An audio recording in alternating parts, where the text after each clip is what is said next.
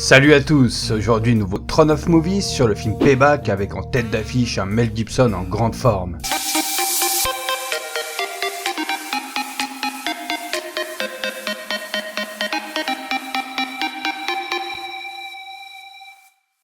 Bon, encore une fois, on va parler d'une œuvre américaine, je vais vraiment faire un effort pour le prochain tome, parce que sinon on va finir par me prendre pour un pro Hollywood. Alors le film est réalisé par Brian Helgeland, et il est sorti en 1999. Il est classé comme étant un film d'action trailer, mais perso je préférerais remplacer trailer par comédie. Le film regorge de scènes franchement drôles, le tout pour une durée d'environ 1h30. Petite remarque pertinente, Payback est l'adaptation du livre Comme une fleur, qui avait déjà été adapté en 1967 par John Boorman, avec son film Le Point de non-retour. Ceux qui se plaignent qu'on vit dans une époque où le cinéma ne fait que proposer des reboots ou des remakes, vous avez la preuve que cette pratique ne date pas d'hier et que c'est pas forcément négatif.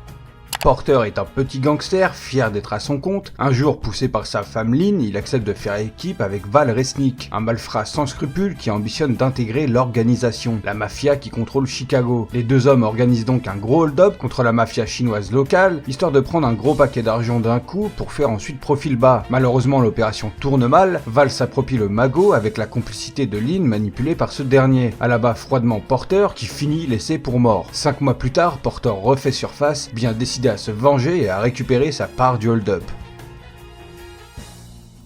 Mel Gibson, il joue Porter, encore un grand acteur et réalisateur dont je n'ai pas besoin de faire la présentation. Braveheart, Mad Max, Forever Young, L'Arme Fatale et j'en passe. En plus de sa grande carrière en tant qu'acteur et malgré ses soucis en fin des années 2000 en rapport avec ses choix en tant que réalisateur, il a su remonter la pente en revenant en force dans des films tels que Expendables 3 et Machete Kills. Mais c'est surtout son récent film en tant que réalisateur, Tu ne tueras point, qui marque vraiment son grand retour à mon sens. À voir ce qu'il nous réserve pour les années à venir, il y a tellement de choses à dire sur Mel Gibson que je pourrais en faire une vidéo carrément. Revenons à Payback, on est en fin des années 90 et à ce moment-là Mel Gibson est au sommet. Il livre une bonne performance sur ce film, même si ça reste qu'un film d'action et qu'il en est habitué, je trouve que son rôle de Porter a quelque chose que ses autres rôles n'ont pas forcément. Il campe un petit gangster hyper charismatique, très badass, très malin et surprenant. C'est loin d'être son plus grand rôle, c'est sûr, mais personnellement je trouve que c'est son meilleur film d'action solo. Greg Henry, il joue Val Resnick. Je vous avoue que je suis pas un grand connaisseur de sa carrière au cinéma, mais je me souviens toujours de sa tête comme étant celle d'un méchant un peu con et drôle dans des films d'action ou policiers. Vous l'avez certainement vu ces dernières années jouer le grand-père de Peter Quill dans Les Gardiens de la Galaxie, mais également dans Jason Bourne, le film d'animation Teen Titans de 2017, et dans la série Hell on Wheels qui aura duré entre 2011 et 2016. Dans le film Payback, il est vraiment exceptionnel, au-delà du fait d'être un connard qui double Porter, c'est surtout un espèce de mégalo qui veut être calife à la place du calife, à sa façon, et perso je trouve ça hilarant. Sa situation et son comportement fait clairement de lui le personnage humoristique du film.